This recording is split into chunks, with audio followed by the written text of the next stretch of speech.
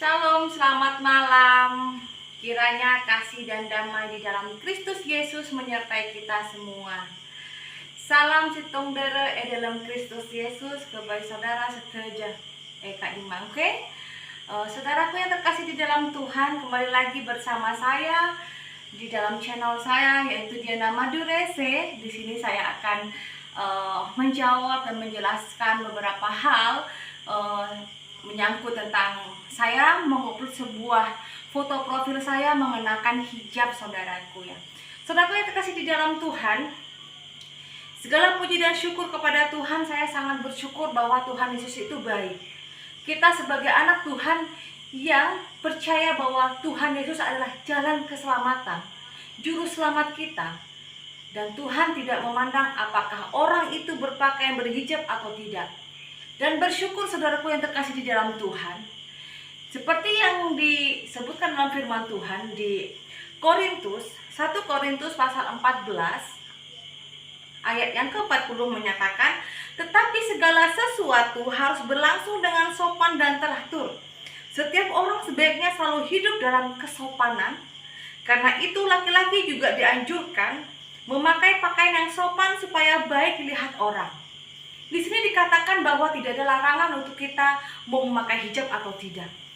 Apabila ada, tolong Anda share kepada saya. Saya juga akan belajar kepada Anda dan kita saling sharing dan memberikan pendapat.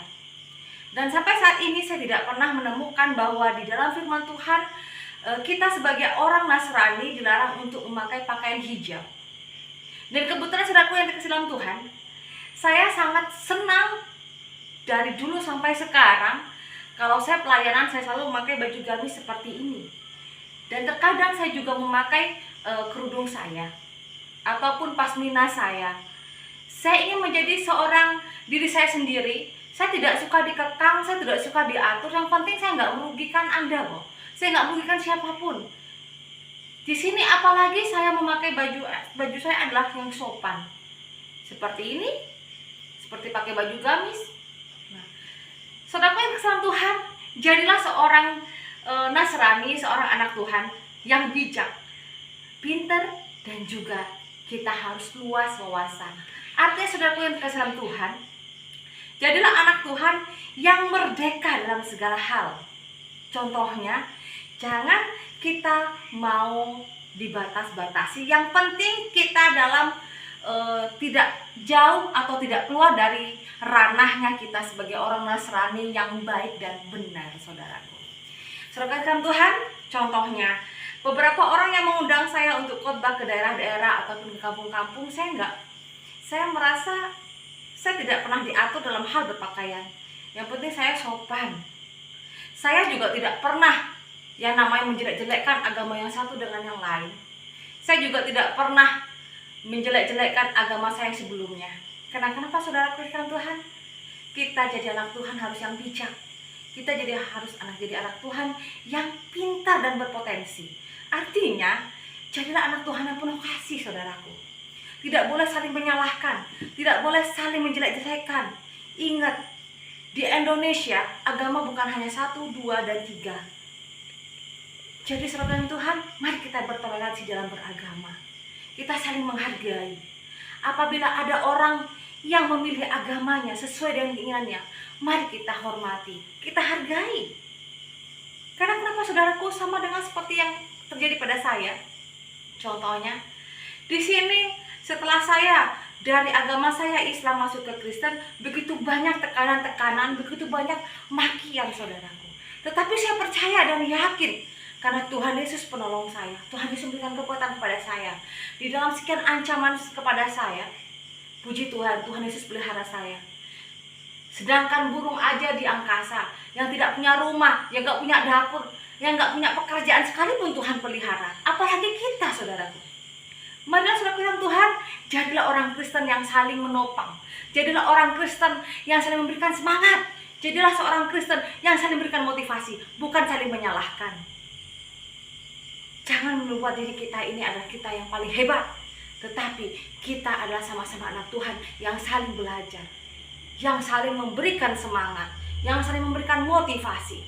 Jangan hanya baju saja atau pola kita atau gaya kita, style kita.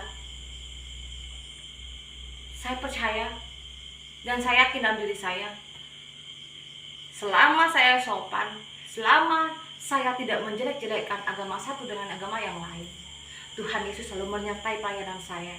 Dan begitu juga dengan Anda. Amin. Ya toleh teretan sedaja. Bula mareng ngoning. Cek agama Kristen nika penuh damai dan kasih.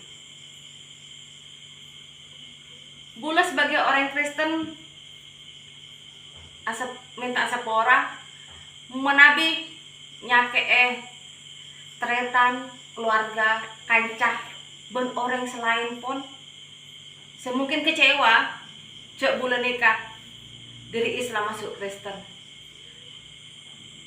tapi bula tak toma mbok nyobain dari agama bula saya sebelum sampai semangkin. Bula sangat menghargai, bula sangat memberikan toleransi. Saudaraku yang terkasih dalam Tuhan, saya minta maaf kepada orang-orang yang membuat orang itu kecewa karena saya pindah agama. Tetapi saya yakin dan percaya, saudaraku yang dalam Tuhan, saya pun juga tidak pernah menjelek-jelekan agama yang lain. Saya sangat menjunjung tinggi artinya dari toleransi. Marilah kita hidup bijak. Kita hidup di negara Indonesia. Jadilah warga negara Indonesia yang pintar. Negara Indonesia harus maju, bukan saling berperang antar saudara, antar sesama orang Indonesia. Tetapi marilah, dunia tanpa warna itu gak indah, saudaraku. Karena itu sama dengan agama. Agama kalau hanya satu tuh gak indah, bener gak? Ada agama Islam, Kristen, Katolik, Hindu, Buddha, Konghucu dan lain sebagainya. Tapi janganlah itu dijadikan sebuah alasan untuk kita berperang, kita saling menjadikan yang terbaik. Tetapi marilah kita hidup, kita meyakini agama kita masing-masing, kita saling hidup berdampingan. Jadikan Indonesia itu jangan jadikan alasan Indonesia berperang hanya karena agama. Kalau orang berperang karena hanya agama, itulah orang-orang yang ya dia nggak mau toleransi, dia nggak mau hidup di dalam perbedaan agama. Suruh aja tinggal di hutan, bener nggak? Selama kita mau dan saling membutuhkan, ya kita harus hidup saling berdampingan dong. Terlebih lagi, saya juga pernah waktu kemarin ditanyakan oleh kawan saya, contohnya, nah, bener nggak sih Diana, kalau orang Kristen itu katanya bajunya seksi-seksi kalau ke gereja? Saya katakan tidak. Tapi saya pernah melihat orang itu masuk ke gereja dan dia pakainya seksi-seksi. Saya coba katakan kepada orang itu, saudaraku, bahwa apabila ada orang yang pakai baju seksi itu datang ke gereja, itu ibadah, jangan salahkan agamanya, tapi salahkan orang itu dong. Saya sebagai hamba Tuhan, saya tidak mengajarkan kepada jemaat bahwa ke gereja itu harus pakai baju seksi. Justru saya terkadang memberikan baju, contohnya orang itu ada jemaat saya ya, contohnya nih ya, ada jemaat saya, dia suka dengan baju gamis saya gitu kan. Dia bilang, "Bu, saya suka dengan baju ibu deh. Saya nengoknya juga pas banget, bahannya juga bagus. Kayaknya saya cocok deh pakai baju yang ibu." Esoknya saudaraku, hari Minggu kemudian saya datang pelayanan dan saya berikan baju saya. Karena kenapa? Dia jemaat saya yang paling setia. Dari awal perintisan sampai sekarang, puji Tuhan, dia sangat rajin. Dia seorang ibu-ibu yang umurnya lebih dari 50 tahun. Jadi saudara dalam Tuhan, marilah kita jangan anggap sebuah baju ataupun kerudung itu sebuah masalah dalam kehidupan kita, di dalam beragama, di dalam kita berpakaian. Tetapi marilah kita pakai hati kita yang penuh kasih, kita percaya, kita sharing-sharing firman Tuhan, saling menguatkan, saling kita motivasi, itu lebih penting. Oke?